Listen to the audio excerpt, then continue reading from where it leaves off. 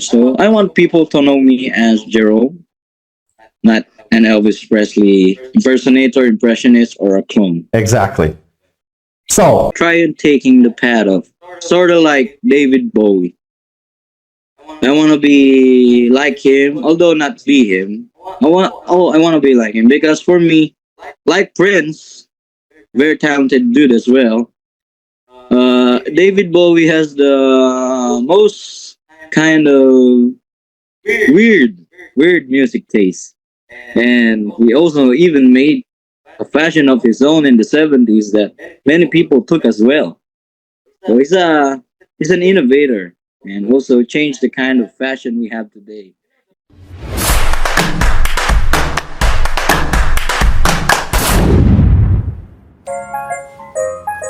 Kumusta ang mga boss? Welcome sa aking munting channel na kung saan may kantahan na may kwentuhan pa, ang Kanta Kwento.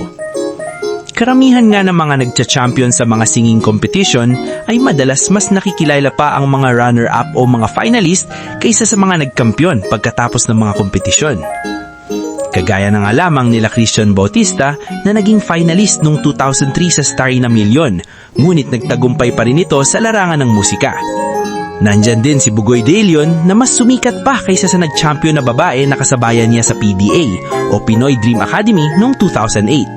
At ang huling halimbawa ay itong si Moira na hindi man lang nakaabot ng finals sa The Voice noong 2014. At marami pang iba na mga kakwento. Kung bakit ko nga ito tinatalakay ngayon ay dahil ito nga ang nakikita ko na kahahantungan ng ating bida ngayon na si Jerome Ebardome na unti-unting tumatamasa ng pagtingin ng mga audience, lokal at maging sa international. Pero bago natin mas laliman ng kwentuhan, kung bago ka dito sa ating channel, hihingi ko po muna ang inyong like at subscribe bilang suporta sa ating channel at pati na rin sa ating Facebook page.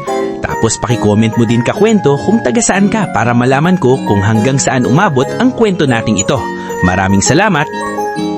Bagamat hindi siya pinalad na masungkit ang kampyonato sa kakatapos na The Voice o The Clones ng Itbulaga, sa husay niya sa pagiging Elvis Presley ng Pinas, mas natutuklayan ang atensyon sa kanya ng ating mga kababayan, maging ang mga banyaga. At para sa aking sariling opinyon, nabibless siya sa itaas na karir na tinatahak dahil itong si Jerome bukod sa husay nito, nandun din ang kanyang pagiging down-to-earth na personalidad. Like a river flows surely to the sea, I'm meant to be. Take my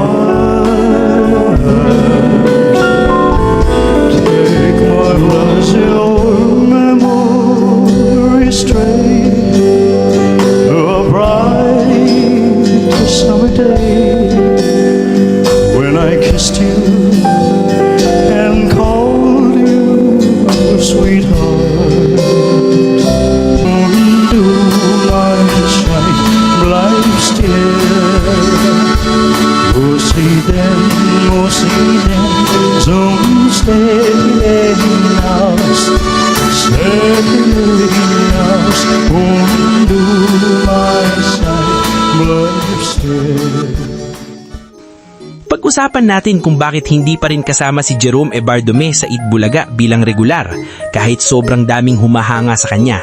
Kailangan nating balikan ang mga pangyayari at mga bagay na hindi agad nakikita ng mga tao. Naging kilala si Jerome Ebardome dahil sa husay niya sa pag-i-impersonate, lalo na sa pag-i-impersonate na boses ni Elvis Presley sa segment na The Clones. Agad siyang napansin dahil sa consistent na boses at astig na performance. Hindi lang basta ginagaya, kundi nagbibigay din ng respeto sa orihinal. Maraming nagtanong online kung kailan siya magiging regular sa Itbulaga kasi kitang-kita ang potensyal. Pero hindi lang basta talent show ang Itbulaga. May sarili itong sistema at mga limitasyon. Iba ang guest performer at iba rin ang regular na host. Si Jerome Ebardome sa totoong buhay, parte lang siya ng The Clones na dinisenyo talaga para sa mga impersonators. Ang mga performer doon iniimbitahan lang base sa kailangan ng segment. Hindi sila parang regular na personalidad ng buong show. Isang malaking factor din ang format ng Itbulaga na palaging nagbabago. Para maging regular, kailangan mong kayang makisabay sa iba't ibang segments, makipagkulitan sa mga host at minsan lumabas kahit wala kang eksaktong papel. Si Jerome Ebardome kasi, specialist siya. Focus siya sa impersonation at kantahan, hindi sa hosting o mga throwaway jokes na gusto nilang meron sa mga regulars. Mayroon ding concern sa availability. Maraming performers sa Itbulaga na may ibang commitments, gaya ng concerts at private gigs. Minsan, mas piniprefer ng production na non-regular ang isang performer para mas flexible ang schedule nila. Ganon, pwedeng maimbitahan si Jerome Ebardome kung kailangan ng kanyang talento, pero hindi siya nakakabit sa araw-araw na obligasyon ng isang regular. Isa pa, may style ang show. Dapat may balance sa mga veteran hosts, bagong mukha at segment-based performers. Ang pagpasok ng regular na performer di basta-basta. Dapat i-consider kung paano ito makakaapekto sa buong show. Kahit may demand mula sa tao, minsan pinipili pa rin ng management na maintain ang current setup para di siksikan at magulo. Huwag kalimutan ang pressure mula sa expectations ng masa. Habang tumataas ang suporta kay Jerome Ebardome, kasama nito ang pressure na maging regular. Ang pagiging regular sa Itbulaga ay nangangahulugan ng mas malakas na exposure at mas mataas na inaasahan. Kaya ang ibang artists, mas epektibong mag-perform kapag special guest lang sila kaysa araw-araw na bumabati. Sa huli, sobrang daming factors kung bakit hindi pa siya naging regular. Hindi dahil sa kulang siya sa talento, kundi dahil sa komplikadong paligid ng production at kung ano ang kailangan ng show. Maaring, sana naman nakikita ko naman, walang personal dito kung hindi man siya makuha bilang regular dito sa Itbulaga. At least open siya at open ng Itbulaga na imbitahan siya anumang oras na kailanganin nito. At isa pa, gusto din ni Jerome na makawala sa pagiging impersonator lamang ni Elvis. Unti-unti na niyang binubuo ang kanyang orihinal na persona bilang artist. At tayong mga fans ang inaasahan niya dito na yakapin pa rin ang kanyang sariling style at natural na boses sa intable. Well,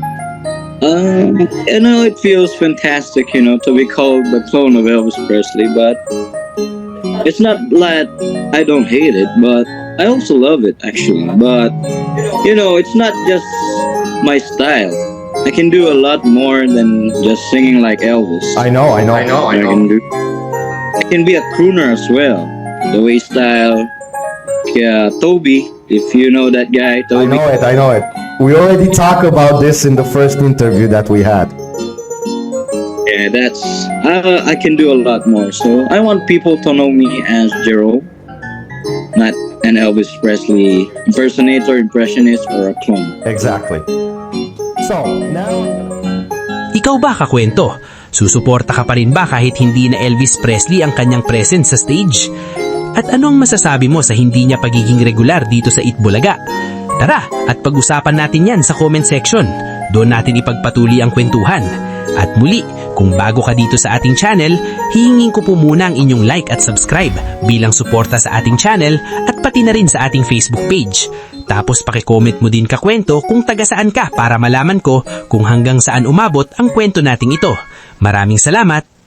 At sana mga kakwento ay mag-join kayo sa ating membership. Ito'y 25 pesos lamang upang ma-access nyo ang ating mga special emoji para sa comment section at mga early access sa ating mga content at marami pang iba. Salamat na agad mga kakwento. Salamat sa pagsama sa akin hanggang dito sa dulo ng ating kwento. Muli, ito ang Kanta Kwento na nagsasabing mabuhay ang talentong Pilipino. Kanta kwento, sabay-sabay